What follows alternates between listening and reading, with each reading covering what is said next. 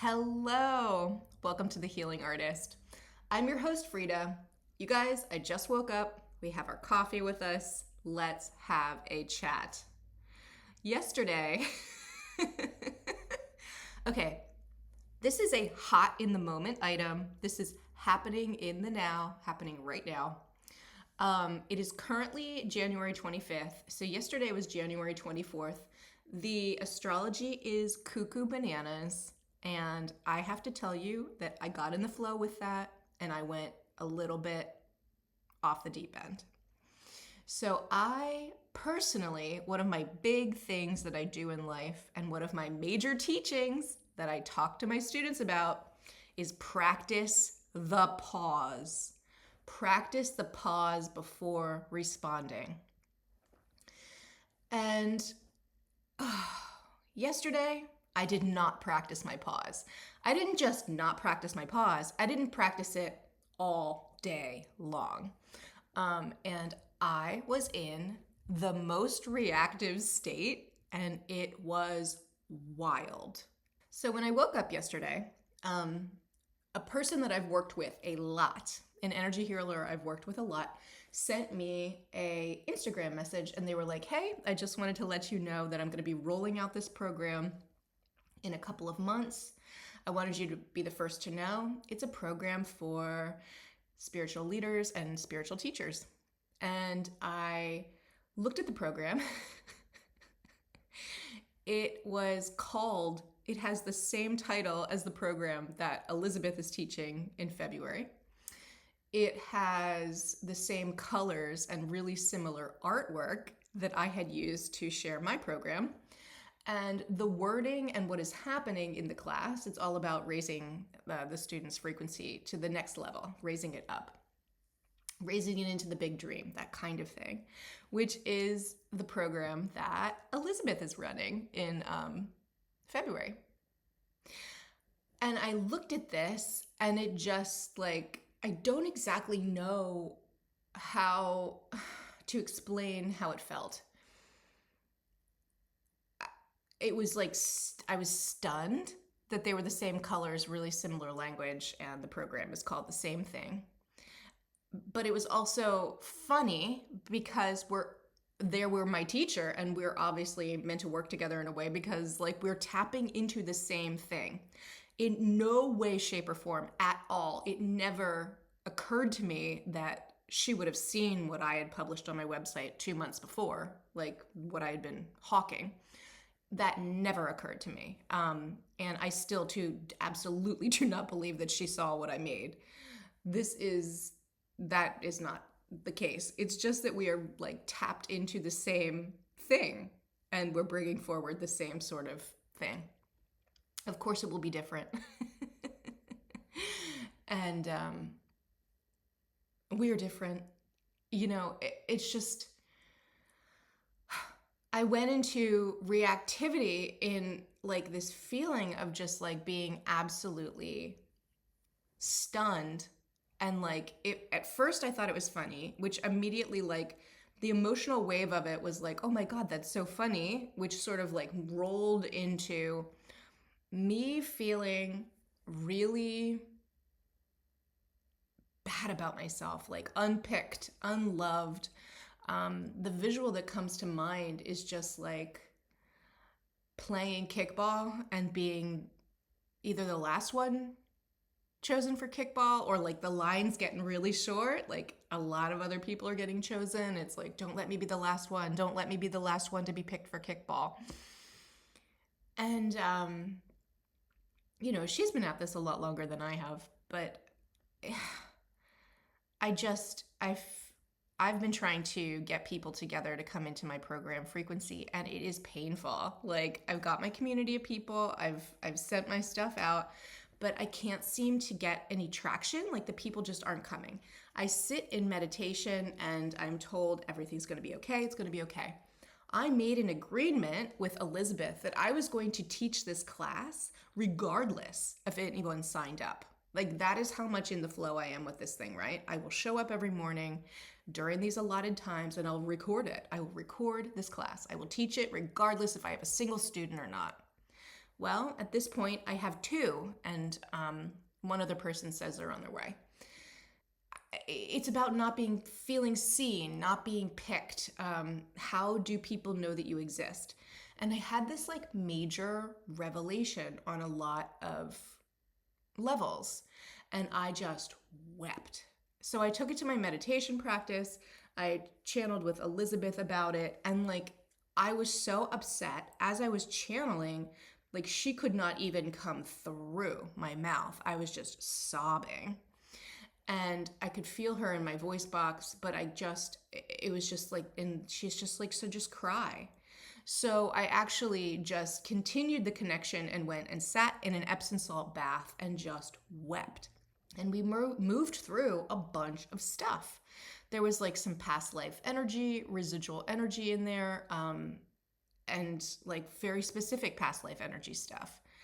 And there's also like, I have a really hard time selling myself. Sales, marketing, these coaches that are pushing courses and all of that stuff. It is viscerally sticky for me. It is, I get nauseous when I see on my internet feed, on Instagram, on Threads, when I see these feeds of coaches like I signed a client that's $10,000, $15,000. And then the other side of that is I'm seeing all these stories on Threads of people, I got hoodwinked. Oh, I thought I was getting one thing and I got hoodwinked and I paid $10,000, $5,000, $15,000, $25,000. And I'm like, where the hell are these people coming from, willing to spend all of this money, and like on what? Like, who are these people that they're spending this money with?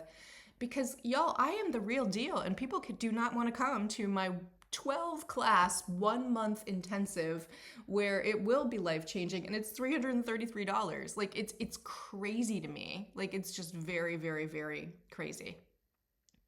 And there's probably massive information here around me getting right with like some self-esteem stuff, some putting myself out there stuff. But it definitely leaves me feeling unpicked, unloved. I'm a 2. I'm an Enneagram 2. Oh, I'm not doing enough. I'm not feeling popular. Like, all of these things are just like coming up. So I'm sitting in the tub and I'm crying, crying, crying. And something I realized is, and this is where I did not practice my pause. I had written back to the teacher in a way where I was like pretty stunned. And she saw me go through it in real time because I sent like a bunch of texts back because I was so triggered. So there's a teeny little bit of embarrassment in that. And simultaneously, like, okay, how can I be compassionate with myself? I'm human. I'm human. I'm a human. I did not pause before responding. I've decided, I'm butthurt, and I'm just like, I'm leaving social media. I'm done. Because I don't want to see this stuff anymore. Recently on Threads, it has just been several things happened that have made me decide to leave Threads. First of all, I was never drawn to the platform, and a teacher I had suggested that I get on it because they had some good success and had gotten clients from it. I have never gotten a client from social media. I am a 4-6 profile in human design. My community brings me, I'm a word of mouth girl. Like, my community is where the juice is. And that is really what I should be focusing on. But I have not been. I have been putting my energy on social media since I began, and it was really good for me in the beginning because like it served a purpose that was excellent for a period of time. I got used to looking at my face, and I got used to looking at my face without makeup on, so that I can literally wake up, roll out of bed, I made a coffee, and I'm coming and talking to you. I got really, really used to hearing the sound of my voice, which is something that at first I didn't like. That, it took time. It takes time to integrate into this. I had never done any public speaking before, or speaking in front of a camera or to camera or any of that. And I got really used to it, to the point where like I don't edit this stuff very much. It's sort of just like you're going to get the extemporaneous thoughts. They're just coming out. But I got to that point by practicing. And, but I never had any traction on my Instagram channel. I don't even remember how many followers I had, but it was like less than 200, like maybe 190 or something. And that is just, my parents were looking at it, and they liked it. And then the other day I was on the phone with my mom, and she said something. She said, could you think about putting like pictures? Because I've been showing up and showing the semi-trans voice channeling. I've been bringing through the Elizabeth frequency. And she said, do you think that you could like put pictures over the words so that it was like the channeled messages you were doing, but that they were like pictures over top of it, like walking in the forest or something like that? Because she told me it was freaky to watch me with Elizabeth inside of me. Like, it was freaky to watch me like channeling with my eyes closed. And that was the final straw for me. I was just like, okay, this platform serves me no purpose. If the last vestiges of why I was doing this is for my parents, for connection with my parents, to see what I'm up to, and she thinks that looks freaky, why am I doing this? And then the threads thing, it was almost like really addictive. Like, I'd watch myself when I'd have a down moment, like looking at other people's thoughts, looking at what other people are going through. And I recognized that this is just giving little pieces of my energy away. And I'd like comment like, oh, and put like helpful advice or something like that, right? Because that is what that sort of platform asks for. That is how it rewards the engagement. That is what you do on that platform. And I recognized the fact that it was draining the hell out of me. And I don't know these fucking people. And, you know, it's like this echo chamber of like congratulating each other, like clap for me. And like, so you're always pushing the like and like all of this stuff. But like, I didn't find community there. Like, there were a couple of people that I follow there. And both of them have been on the podcast. And these two people, I have their email addresses and I will reach out to them, and I would be in joyful connection in the future in some sort of way. I would be happily in contact with them, but I don't have to stay in contact with them in this way. It is not the way that I share to come up with quippy little things to put in the internet for people to like or share or make connection that way. I don't do that. So, but I would be commenting on other people's stuff. And I just don't even know what to make of it, but it was draining the hell out of me. And I found it to become mildly addictive. And here's the really freaky thing about it. Everyone was going after Brené Brown, maybe 2 or 3 days ago. And here's the really tricky part. Everyone was going after Brené Brown from a standpoint of not giving Black women their due. And Black women were the ones saying that Brené Brown wasn't giving them their due. And I was like, okay. Brené Brown was really helpful to me years and years ago. Time is an illusion, but like long before I had my spiritual awakening, Brené Brown had a couple of books. One was The Power of Vulnerability, and I found it incredibly helpful. At the time, I had a secret eating disorder that no one knew about and was really battling a lot of inner depression and all sorts of stuff. And reading her book and stuff, she helped me understand that there was bravery in vulnerability and connection, and helped implant that seed in my head to the point where now I just talk about this stuff off the cuff. Like, it doesn't matter because, and she's part of that teaching. And I think that like she had another one, maybe like something daring bravely or something like along those lines. And I remember reading it, and it was a little bit more business focused, but there were ideas in there that I was like, oh, okay. Now, I do not believe that everything is for everyone. And I do believe that Brené Brown is primarily talking to middle-class white women. I know that. I am a middle-class white woman. So she was talking to me, and she had stuff in there that gave me help. And then I don't really know what happened to her work after that. I know she started a podcast, so I listened to her first episode, and something that she impacted me with from listening this one time was she was talking about how she was being asked to run commercials. And it's something that she always gave me food for thought about, because she was saying, like, she was struggling with internal struggles with being told by the network that she needed to accept ad revenue. And then what did that mean for her? How did she stay inside of her authenticity and talking about, oh, well, I guess they're products that I probably should use. And, there was a level of her just talking it through out loud. That's the only episode I ever listened to, but it impacted me in a way where I remembered it. So I have had a positive experience with her. Everybody was ripping her apart. And I watched myself read through all of this stuff, taking this in, and I thought, oh, maybe I'm wrong. And I sort of like went into my own history, and I'm like, because I don't know what she's been up to. I have a tendency to like always believe black women. Like, black women are saying something, I'm like, great, here you go. Take the stage. How can I make the room for you to speak? Because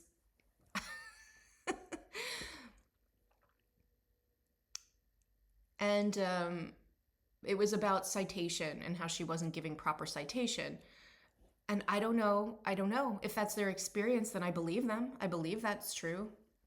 But there's something here in how I allowed it to make me retroactively go, oh, I guess everyone thinks that she's a piece of shit now. So here's the deal.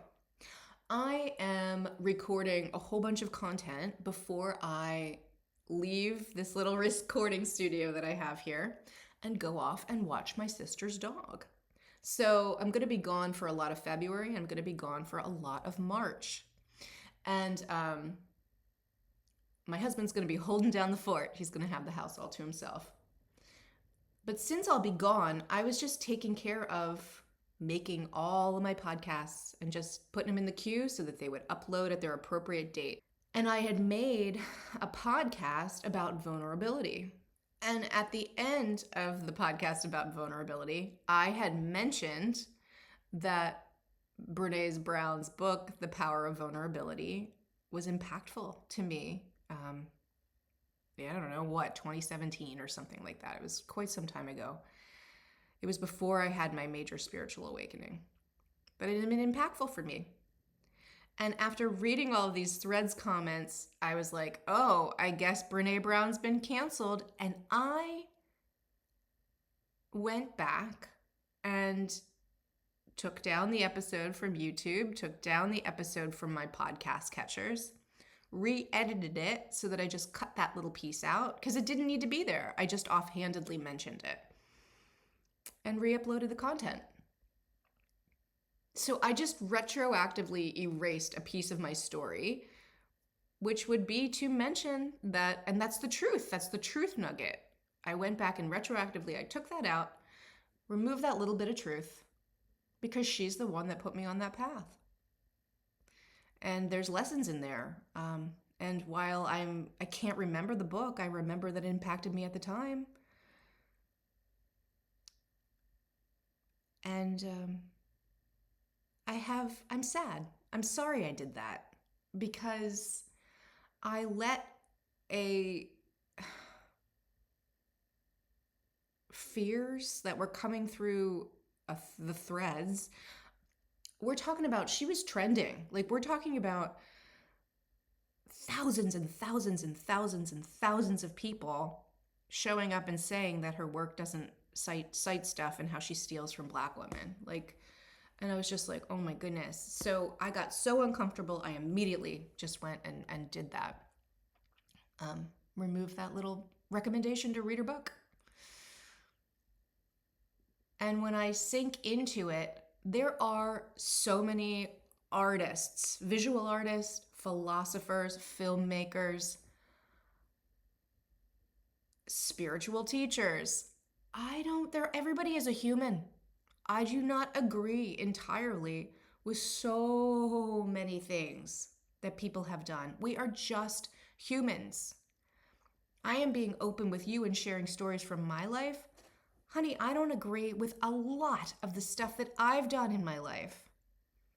I have made thousands of mistakes.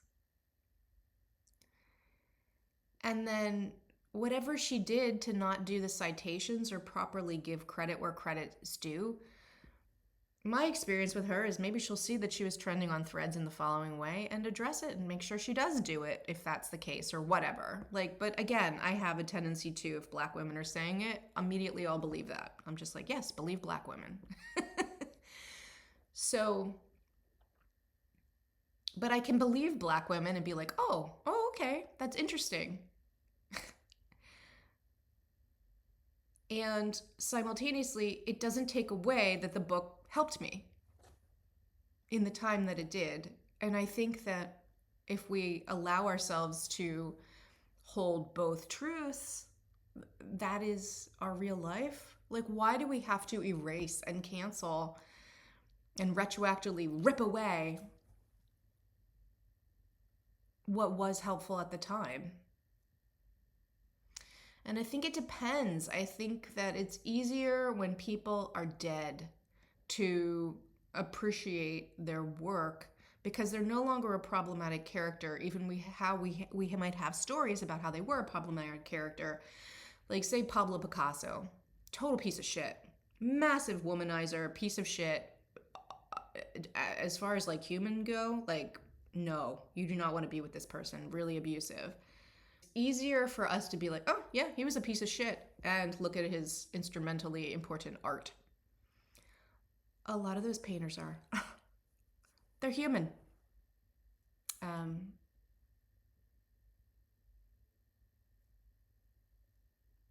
People are problematic.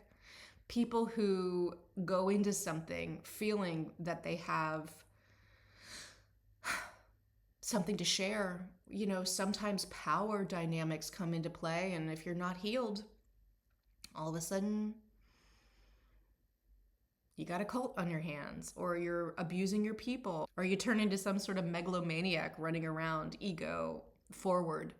But it might have started from a place where you really thought you were doing some revolutionary things, art or behavior, and then that turns into something else from the unhealed nature of the situation.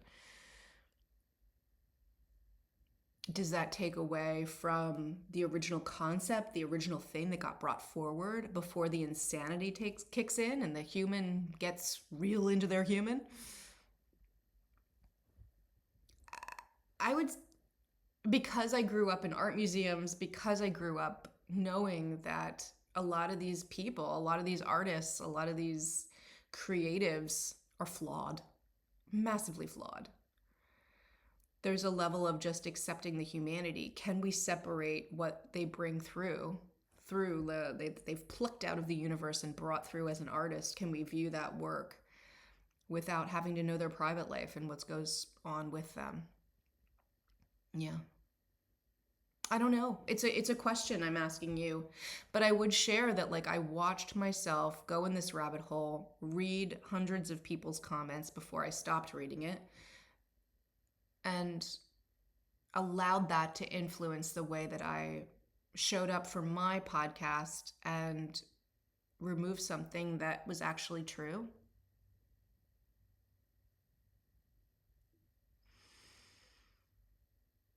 This is just food for thought. I'm just sharing. So, anyway, that's how Threads impacted me. Anyway, I was looking at it too much. I found it mildly addictive. I was watching how I was giving my energy away. And then I'm sitting there at night before going to bed, like trying to pull this energy back into myself. And I'm like, this is not healthy for me. This is not, I'm too sensitive for this platform. I can't. So I quit it. Yesterday, I just went boop and erased all of it. I took it a step further because I wasn't practicing my pause. I was just like, I'm done with Meta. I had gotten off Facebook like a year or more ago, and I never looked back. I never think about it. Very occasionally, people have sent me things where they like to be on the podcast or something, and like it connects to a Facebook page, and I can't look at it. It's like, hey, you're going to have to get me that information a different way because I don't have Facebook. I miss it zero. That was a harbinger of misinformation. There's a lot of energy on Facebook that was just like, absolutely not. And I never looked back. It was a tremendous waste of my time. It was a tremendous waste of putting my energy elsewhere. And again, I understand that it was revolutionary at the time that it took place. But here I am 20 years later. I had been on that platform 20 years. I downloaded all my information off of it, and I was like, yeah, it's one of the wisest choices I've ever made, is getting off Facebook. It does not deserve my energy. Zuck doesn't get it. He doesn't get it. No. And I could say the same for Instagram. Instagram is hard, man, because it is such an addictive platform. I'll be watching a movie, and like if the movie is a little dull or a TV show, I'll pick up my phone and I'm looking at Instagram. And what I've come to realize is this is unhealthy for me. I do not need to see this other stuff. I have gotten so incredibly connected to Elizabeth, to my higher self, to my guidance, to my spiritual team, to Archangel Michael, who is with me all the time. We are chilling together. I'm so freaking protected, so lucky. And it's like, I don't need that. I don't need to know what the astrologers are saying about this moment in time. I feel it. Can I just trust myself? Can I trust my own knowing and not need this? And again, I think I had mentioned earlier, but I was like posting to Instagrams for my parents to see stuff. Well, if they think that the stuff I'm posting with the semi-trans voice channeling is weird, I'm not going to post it. They're the only ones looking at it. It doesn't matter. No client has ever come to me through that. I'm not losing anything. And it is a waste of my time. I go on there and look at like cats and stuff. And then I ultimately on Instagram, I had set something up so that it was only like 15-minute permissions. Like I would only be allowed to be on it for 15 minutes, and then it would tell me. And I'm just like, why? Just stop it. Just stop. So I had, this is where I did not practice my pause. I went on Canva and made a declaration. I was just like, I am leaving Meta Products. I am not going to be here anymore. I sent it to everybody, and I went through the process of downloading my stuff. I got all my videos off of Frida Miletsky Healing Arts. And I had like 450 videos. I pulled them down. They're on my external hard drive. So I have them. That was nice. I got to the point where I was like, can I take these things off? Because it would be nice to have them diary style just for myself to remember my journey. And yeah, I was able to get them. So the account doesn't need to be there. And then I have these fears come in. Well, what if my people are coming? What if something happens and I'm shutting down an avenue of connection? No. I don't think so. My answer to that is angels, guidance, my team. Go tap the people that I am here for. Go tap them on the shoulder and guide them towards the thing. Guide them towards YouTube. Guide them towards my podcast. Guide them towards my website. Guide someone who has had a session with me or worked with me in some way, a student, guide their voices to share me if it would be impactful with someone else, to make the connections that way. But the fears come up. Am I losing something? Because I spent a lot of time. I have 5 Instagram accounts. One was like from when I ran an Etsy store. I don't care about anything on there. That can go away. One was like when my husband and I wrote a comic book. We had a Type 2 Studios account. We wrote a graphic novel together called Fruit Bat. It's available on Amazon if you want to look at that. But we had started an Instagram page to sort of chart it and pump it up, promotion style. That's easy to let go of. I haven't looked at that in years since we did the comic. And then I have one that I made that was me and Umi. And Umi is this monkey doll that I have. So taking pictures of her and her different costumes that I'd made her. That's easy to get rid of. And then I have my art page, Frida Miletsky Art. And that's trickier. I haven't entirely come to terms with that one because I actually have gotten clients from that. People have hired me to do dog portraiture for them from my Instagram account. And they just slide into my DMs and I've been hired. So in that regard, that account seems to be working. So I will sit with it and decide whether or not to remove that one. But the one that I spend the most time on, the one that the algorithm is connected to and the one that I am looking at, and addicted to is Freedom Letsky Healing Arts. Yeah. And that doesn't need to be there anymore. It just does not. So we'll see. Ideally, I think I'd like to ultimately leave all Meta products, but I would like to move my visual art elsewhere. Someone had recommended Pinterest to me in the past, and I thought about it, and maybe I'll go check Pinterest out. At this point in time, I'm going to keep my TikTok, which is just free to healing on TikTok, because I don't care about TikTok. It in no way, shape, or form is addictive to me. The algorithm does not know me. I don't follow anybody really. It's just like, at first when I first joined, I was like, am I supposed to follow these people back? I wasn't sure, so I did, but I can go dump that stuff off of there too. And like, it can just be a dumping ground of like, here's the information for people to find. And like from the semi-trans voice channeling and stuff like that. I just don't think that these things are worth my time. I might change my mind, but this is where I'm at right now. Anyway, yesterday, I did not practice my pause. I was a complete nut about it, crying throughout the day. There was like a moment in the middle, like 4:00 in the afternoon, I was like cuddled up on my husband's chest, just like crying and making a puddle of tears. And eventually moved through it and went to bed. And I was like, wow, today I was reactive. I woke up, I saw that thing from, a former teacher, and whoa, it just was like, I was in my reactivity. My cells were firing. Like the way that I felt inside was combinations of weeping, releasing, angry, not at anyone, just like at life. Oh, and here's the big full circle. So like, this is something now that I get to integrate and work on, and maybe I'll draw a picture of it. But I feel like this whole kickball analogy is really true. So I feel like a kid in a line of children in elementary or middle school. Everybody's lined up to play kickball, and I keep not getting chosen. And I had this real revelation yesterday where it's like, I have to choose myself. Like, I'm waiting to be picked for this kickball team, and like, I just need to choose myself. Because when I stand in my truth and power and authenticity, and I'm standing in my absolute power, I'm not doing things like letting the internet sway me from clipping a piece of my podcast out. Because the truth of the matter is, oh, okay, and she helped me. Why wouldn't I mention her book?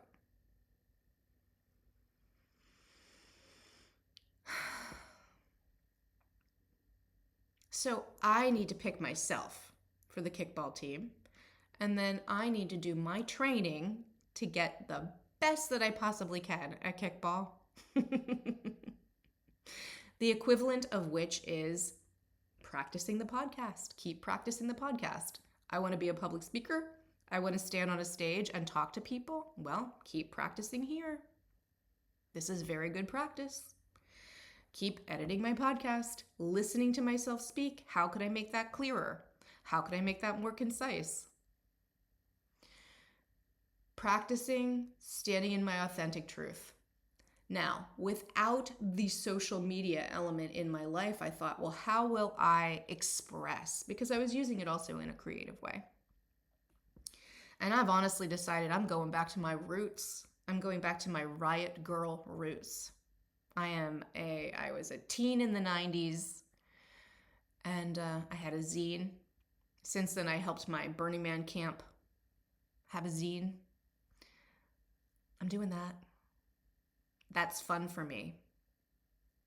It's unique.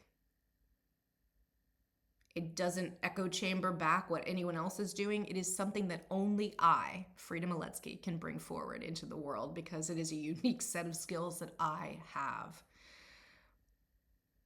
And moving into, my friend Carolina is always talking to me about, you're an artist. How can you mix the spirituality with the visual art?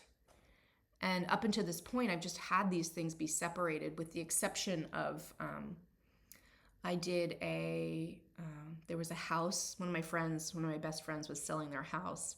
And it was like, I made a room in the house that I specifically made artwork for, in order to raise and elevate the frequency of the house. And they had like an open house where people came through and they saw the art. So that is a way in which I've used art, and it was a wonderful experience. It was a 10 in terms of like how that worked. How can I tap into my unique frequency, my unique expression? And then also a big part of this is don't need to be throwing myself out there for the thousands in the way that the Instagram echo chamber or the Threads echo chamber, like in the way that it's like you're watching that number and it's like, well, how do you get people to follow you even?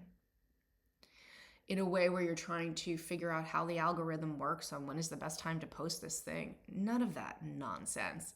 That is all a waste of my time.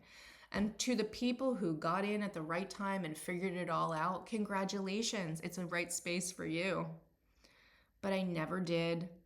And I kept not getting picked for kickball. And there's a small part of me that thinks, am I walking away from something right on the brink of it breaking? And my answer to that is no, to the point where like I don't care, because it is taking my energy. And what if I use that energy to channel it into making art? And if I make the art in these like spiritual teaching tracks, in this zine, in this way, if I use that's elevating my frequency, that's elevating my consciousness in the world. I'm bringing it through from spirit. It's just a much smaller scale.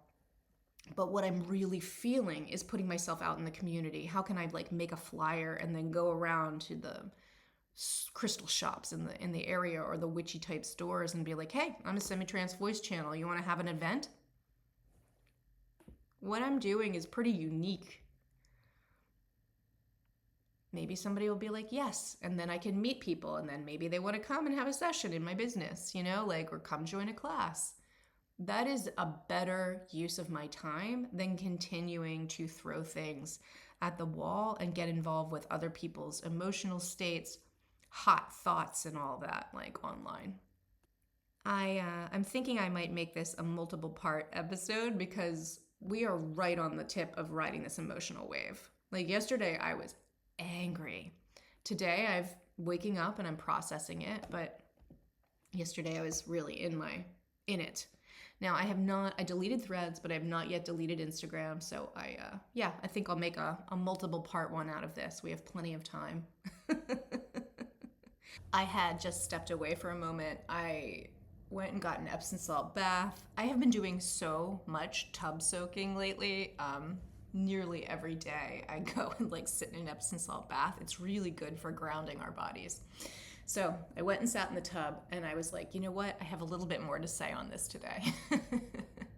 What I was really reflecting upon while I was laying in the water is how it is such our human nature to desire to be seen, heard, recognized.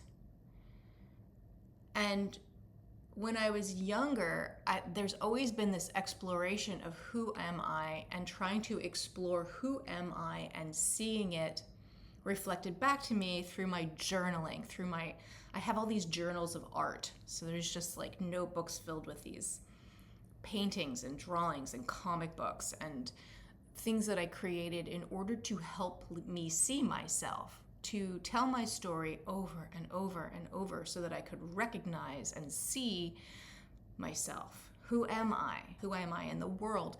Who am I? And it was never important when I was a younger person that anyone saw that. It was always just about myself. It was always just working through it for me for me. And there's an element of this work, even sharing with the podcast, that is an exploration. When I go back and edit it, it is helping me hear back my own story and understand myself. There is a level of understanding that comes forward. And Instagram was always about seeking approval. So instead of doing all that work, as I was sharing, picking myself for the kickball team, there was a level of a desire to be seen by others and validated by others. Well, I've never had a very large group of people give me a gold star.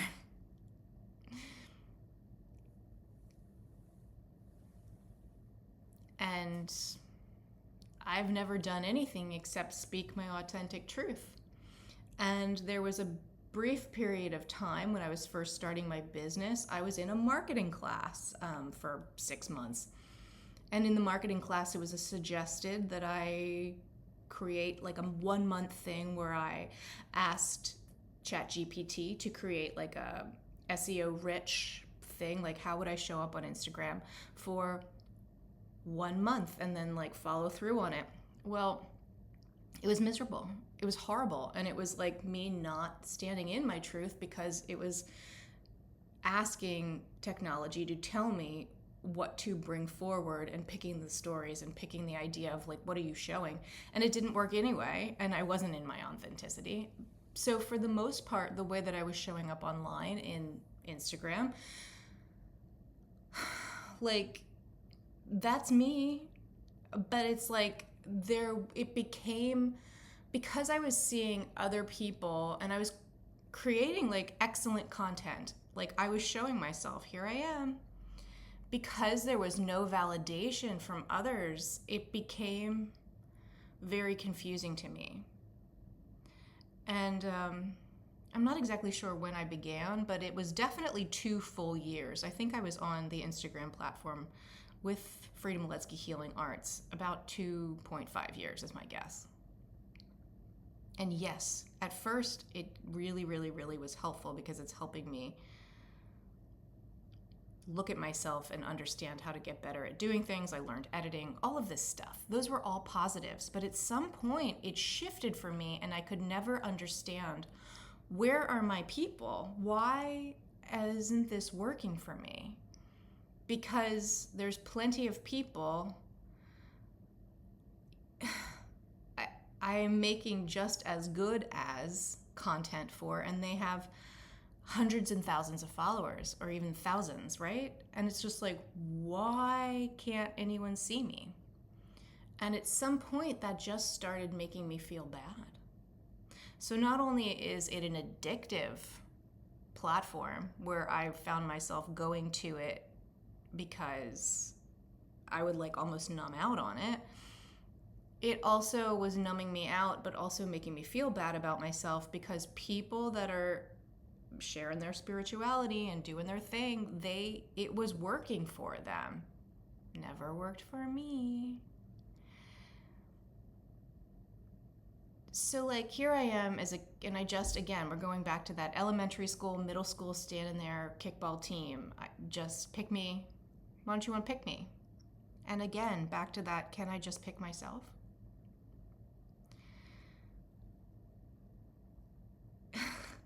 I am valuable. I do have worth and value, a tremendous amount of worth and value. I have authentic truth. I am standing in my authentic truth. I am sitting here talking to you in my authentic truth. When something comes up for me, God damn it, I address it. I go to the center of it and I look at it. I am a master of myself. I have self-mastery. What else is there to get an A+ on planet Earth? Bitches, I do it. I am doing it. I am getting the A+. And I went to Instagram and I went, no one can see me getting my A+. And then I go, can I see me getting my A plus? It's easier for me to see that if I am not involved with that platform. So that I think that that's where I've come down to, and it just is not worth my time, energy, or whatever. So while I have still am forgiving myself for being the most human yesterday and in my stuff, I don't need other people to validate the fact that I'm winning at life. I used to be miserable. I did not want to be here. I am happy. I'm happy. I love my life. I love my middle-aged body that is changing all the time. I love my creativity in the world. I love my friendships and connections that I'm in the process of making and building within my community. I love the women in my chalice circle. I love the friends and the human beings that have been in my containers that I've created that did find me and do see me. Can that be enough?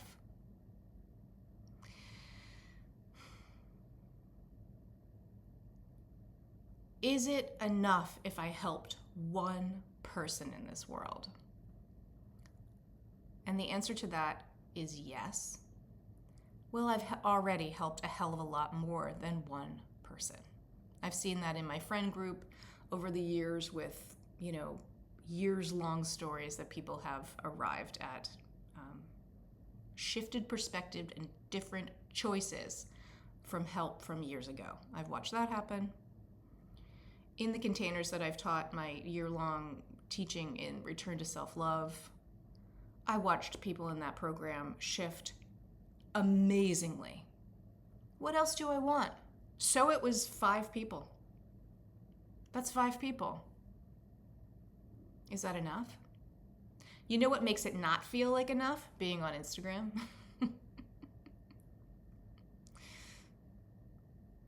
Being on Instagram makes me feel like a turd. Because I'm like, why can't you see me? So I'm making the right decision. Now, as I'm laying in the bathtub, as I'm reflecting and allowing all of this to sink in, I realize I've written 2 self-published books, both of which mirror back to my Frida Miletsky art page and my Frida Miletsky Healing Arts page. So I'm like, oh shit. I might have to leave something connected to meta just because these are in my published works. These are in my books. And I'll have to do something that maybe when you go onto it, it sends you to my website or something like that. I might not be able to completely remove myself, but I'm going to, again, sit with that. Now that I'm out of the fiery hot, leaving, yeah. So let me sit with that. And it might be some sort of mirrored reflection thing that'll take you to another site. I believe that's something that technology has the ability to do. Can ask my husband. But we as humans, and I really want to just let these words sink in. I'm wondering for you, let these sink in for you as you're listening to me go through my process here. As humans, there is something so incredibly important about being seen. And that act of searching for one's community, the act of feeling validated, the act of being part of something tribal, being part of something, creating something where you feel a piece of it. Because within community, other aspects of ourselves are able to be shined up, and we're able to see them better. We're able to we all have different gifts that we can bring forward. And that is important. And for some people that works online.